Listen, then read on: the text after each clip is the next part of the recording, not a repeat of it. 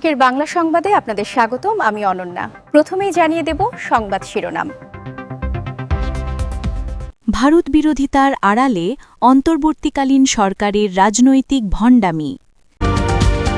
বাংলাদেশ সীমান্তে নজরদারি জোরদার করতে পরিত্যক্ত বিমানঘাঁটি সচল করছে ভারত। এতক্ষণ শুনছিলেন সংবাদ শিরোনাম, এখন থাকছে বিস্তারিত। মুখে ভারত নির্ভরতা কমানোর স্লোগান, বাস্তবে ভারতের সঙ্গেই সবচেয়ে বড় বাণিজ্যিক সহযোগিতা। এটাই আজ অন্তর্বর্তীকালীন সরকারের বাণিজ্য নীতির সবচেয়ে বড় বৈপরীত্য। রাজনৈতিক মঞ্চে ও সরকারি বিবৃতিতে ভারত নির্ভরতা কমানোর কথা বলা হলেও সরকারি পরিসংখ্যান বলছে ভিন্ন কথা। গত অর্থবছরে বাংলাদেশের সবচেয়ে বেশি আমদানি বেড়েছে ভারত থেকেই। এটি কেবল নীতিগত দ্বিচারিতা নয়, বরং একটি কঠিন বাস্তবতার প্রতিফলন।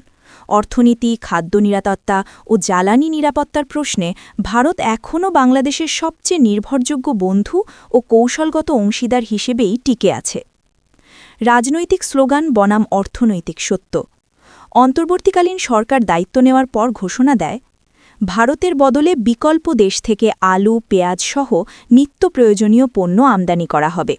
স্থলবন্দর দিয়ে সুতা আমদানি বন্ধ করা হবে। নিউজ প্রিন্ট, গুঁড়া দুধ, সিরামিক, টাইলস, স্যানিটারিওয়্যার, সাইকেল ও মোটর পার্টস সহ বিভিন্ন পণ্যে নিষেধাজ্ঞা আরোপ করা হবে। ঘোষণার মূল উদ্দেশ্য ছিল ভারত নির্ভরতা কমানো, কিন্তু বাস্তবতা সম্পূর্ণ উল্টো। বাংলাদেশ অর্থনৈতিক সমীক্ষা 2025 অনুযায়ী 2024-25 অর্থবছরে মোট আমদানির ক্ষেত্রে ভারত থেকেই আমদানি ব্যয়ের বৃদ্ধি ছিল সর্বোচ্চ, প্রায় 7.83%। অর্থাৎ সরকার যাকে কমাতে চেয়েছে বলে প্রচার করছে, বাস্তবে সেটাই সবচেয়ে বেশি বেড়েছে। বিশ্লেষকদের মতে এটি প্রমাণ করে যে ভারত বিরোধী বক্তব্য মূলত রাজনৈতিক নাটক। অর্থনৈতিক বাস্তবতায় ভারত ছাড়া বাংলাদেশের কার্যকর বিকল্প এখনও গড়ে ওঠেনি। কেন বারবার ভারতেই ফিরছে বাংলাদেশ? অর্থনীতিবিদরা বলছেন, বাণিজ্য আবেগের ওপর দাঁড়িয়ে চলে না, চলে বাস্তব হিসেবের ভিত্তিতে। ভারত থেকে আমদানির প্রধান সুবিধাগুলো হল তুলনামূলক কম দাম, দ্রুত সরবরাহ ব্যবস্থা, স্বল্প পরিবহন ব্যয়, স্থলপথের সহজ যোগাযোগ, জরুরি মুহূর্তে তাৎক্ষণিক সহায়তার সক্ষমতা।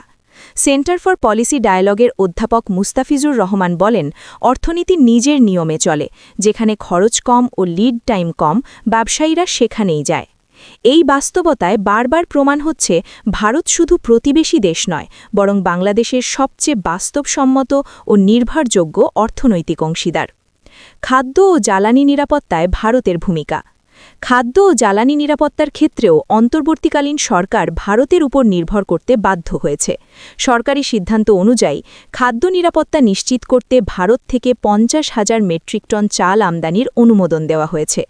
জ্বালানি খাতে ভারত থেকে ডিজেল ও অন্যান্য পেট্রোলিয়াম পণ্য আমদানি অব্যাহত রয়েছে। প্রাকৃতিক দুর্যোগ কিংবা বাজার অস্থিরতার সময় জরুরি সরবরাহে সবচেয়ে দ্রুত সহায়তা এসেছে ভারত থেকেই। সরকারের যুক্তি, ভিয়েতনাম, থাইল্যান্ড বা লাতিন আমেরিকার দেশগুলো থেকে পণ্য আনতে গেলে খরচ বেশি, সময় বেশি এবং পরিবহন ঝুঁকিও বেশি। অর্থাৎ সরকার কার্যত স্বীকার করছে ভারতই সবচেয়ে সাশ্রয়ী, সবচেয়ে দ্রুত এবং সবচেয়ে নির্ভরযোগ্য সহযোগী। শিল্প ও কাঁচামাল খাতেও ভারতের ওপর নির্ভরতা। শুধু খাদ্য ও জ্বালানি নয়, শিল্প খাতেও ভারতের ভূমিকা অপরিহার্য হয়ে আছে। বিশেষ করে তৈরি পোশাক শিল্পে ব্যবহৃত সুতা ও কাপড়, ওষুধ শিল্পের কাঁচামাল, প্লাস্টিক ও কেমিক্যাল পণ্য, লৌহ ও স্টিল শিল্পের উপকরণ, বিদ্যুৎ কেন্দ্রের যন্ত্রাংশ ও প্রযুক্তিগত সহায়তা। এসব খাতে বিকল্প দেশ থেকে আমদানি করলে খরচ বাড়ে, সময় বাড়ে এবং উৎপাদন ব্যাহত হবার ঝুঁকি তৈরি হয়। ফলে শিল্পপতিরাও শেষ পর্যন্ত ভারতের দিকেই ফিরে যেতে বাধ্য হচ্ছেন। ভারত বিরোধিতা নাকি পলিটিক্যাল ভণ্ডামি? এ অবস্থায় প্রশ্ন উঠছে, যদি ভারতই সবচেয়ে নির্ভরযোগ্য অংশীদার হয়, তবে বারবার ভারত বিরোধী বয়ান কেন? সমালোচকদের মতে এটি এক ধরনের রাজনৈতিক ভণ্ডামি। একদিকে সামাজিক যোগাযোগ মাধ্যমে ভারত বিরোধী আবেগ উস্কে দেওয়া, রাজনৈতিক মঞ্চে নির্ভরতা কমানোর নাটক। অন্যদিকে খাদ্য, জ্বালানি ও শিল্প কাঁচামালে সবচেয়ে বড় নির্ভরতা ভারতের ওপর, আমদানি ব্যয়ের সর্বোচ্চ বৃদ্ধি ভারত থেকেই।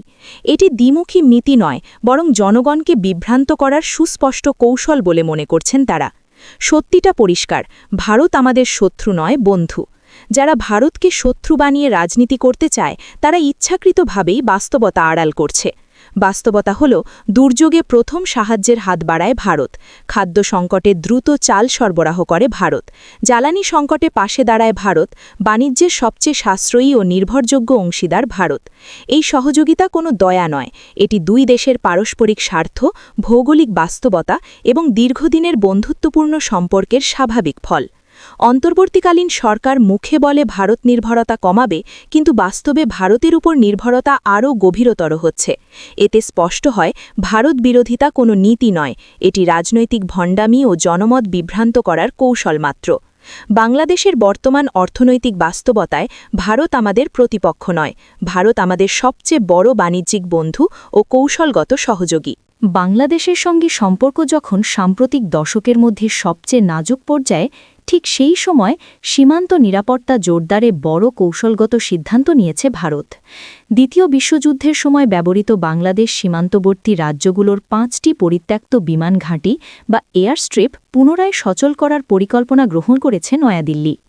টাইমস অফ ইন্ডিয়ার এক প্রতিবেদনে জানানো হয়েছে, পশ্চিমবঙ্গ, আসাম ও ত্রিপুরায় অবস্থিত এই পুরনো বিমানঘাঁটিগুলো পুনর্গঠনের প্রক্রিয়া ইতোমধ্যে শুরু হয়েছে।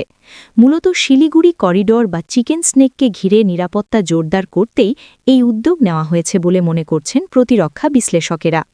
শিলিগুড়ি করিডর হল মূল ভূখণ্ড ভারতের সঙ্গে উত্তর পূর্বাঞ্চলের 8টি রাজ্যের একমাত্র স্থল সংযোগ। করিডরটির প্রস্থ কোনো কোনো স্থানে মাত্র 20 থেকে 25 কিলোমিটার হওয়ায় এটি ভারতের সবচেয়ে স্পর্শকাতর কৌশলগত অঞ্চলগুলোর একটি হিসাবে বিবেচিত। লালমনিরহাট বিমানঘাঁটি নিয়ে উদ্বেগ। ভারতীয় প্রতিরক্ষা বিশ্লেষকদের মতে এই সিদ্ধান্তের পেছনে অন্যতম বড় কারণ হল বাংলাদেশের লালমনিরহাট বিমানঘাঁটি পুনর্নির্মাণের উদ্যোগ। সীমান্তের খুব কাছাকাছি অবস্থিত এই ঘাঁটি শিলিগুড়ি করিডরের নিরাপত্তা নিয়ে ভারতীয় সামরিক মহলে নতুন করে উদ্বেগ তৈরি করেছে। যদিও ঢাকা আনুষ্ঠানিকভাবে জানিয়েছে লালমনিরহাট বিমানঘাঁটি কেবল জাতীয় প্রয়োজনে ব্যবহৃত হবে, তবুও নয়াদিল্লি কোনো ঝুঁকি নিতে রাজি নয় বলে ধারণা করা হচ্ছে। সীমান্তে বাড়ছে সামরিক প্রস্তুতি। এই প্রেক্ষাপটে ভারত সীমান্ত এলাকায় সামরিক প্রস্তুতি ঢেলে সাজাচ্ছে। ইতোমধ্যে পশ্চিমবঙ্গ ও বিহারের সীমান্তবর্তী অঞ্চলে লাচিত বরফুকন নামের 3টি নতুন সেনাঘাঁটি স্থাপন করা হয়েছে। পরিত্যক্ত বিমানঘাঁটি পুনরুজ্জীবনের উদ্যোগকে এই বৃহত্তর প্রতিরক্ষা কৌশলের অংশ হিসাবেই দেখা হচ্ছে।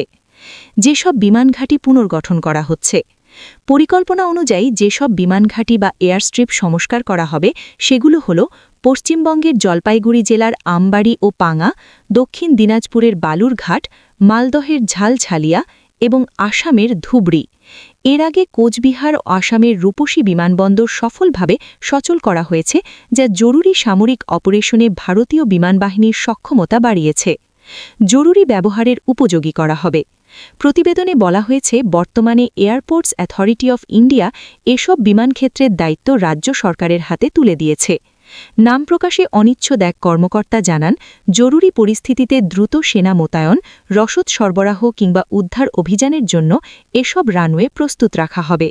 তবে দীর্ঘদিন পরিত্যক্ত থাকায় অনেক রানওয়ে এখন জঙ্গলে ঢেকে গেছে, কোথাও অবকাঠামো ক্ষতিগ্রস্ত, আবার কোথাও জনবসতি গড়ে উঠেছে। ফলে বড় যুদ্ধবিমান পরিচালনা আপাতত সম্ভব নয়। ভারতীয় কর্তৃপক্ষের লক্ষ্য হল ন্যূনতম সংস্কারের মাধ্যমে এসব ঘাঁটিকে হেলিকপ্টার, পরিবহন বিমান ও ছোট সামরিক বিমানের উপযোগী করে তোলা। কৌশলগত বার্তা। টাইমস অফ ইন্ডিয়ার বিশ্লেষণ অনুযায়ী সীমান্তের ওপারে ভূ-রাজনৈতিক পরিবর্তন, বাংলাদেশের রাজনৈতিক অস্থিরতা এবং আঞ্চলিক শক্তিগুলোর বাড়তি তৎপরতার প্রেক্ষাপটে ভারত তার উত্তর পূর্বাঞ্চলের প্রতিরক্ষা অবকাঠামোকে সর্বোচ্চ গুরুত্ব দিচ্ছে। সব মিলিয়ে দ্বিতীয় বিশ্বযুদ্ধের স্মৃতি বহন করা এই পরিত্যক্ত বিমানঘাঁটিগুলো পুনরায় সচল করা শুধু অবকাঠামোগত উন্নয়ন নয়, বরং উত্তর পূর্ব ভারতের নিরাপত্তা নিশ্চিত করার পথে ভারতের একটি গুরুত্বপূর্ণ কৌশলগত পদক্ষেপ হিসাবেই বিবেচিত হচ্ছে।